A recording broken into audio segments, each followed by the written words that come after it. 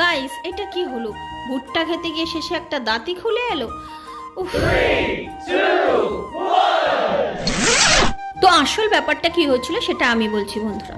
তো আমি ব্লিঙ্কিট থেকে কিছু জিনিস অর্ডার করেছিলাম, আর কিছু কয়টা টাকার জন্য আমার ফ্রি ডেলিভারি দেখাচ্ছিল না। তখন আমি কি করলাম, কিছু না কিছু অর্ডার দিলে আমার জিনিসটা ফ্রি হয়ে যাবে।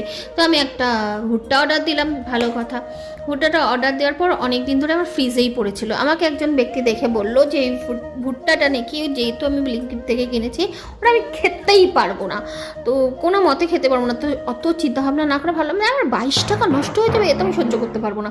তখন তাড়াতাড়ি করে ফ্রিজ থেকে বার করে ছাটে ছাটে করে একটু ছড়িয়ে নিলাম, যেমন করতে হয়, নুন লেবু সব কিছু দিয়ে নিলাম। আর খেতে গিয়ে দেখি, ও মাই গড, টেস্ট একদম নেক্সট লেভেল।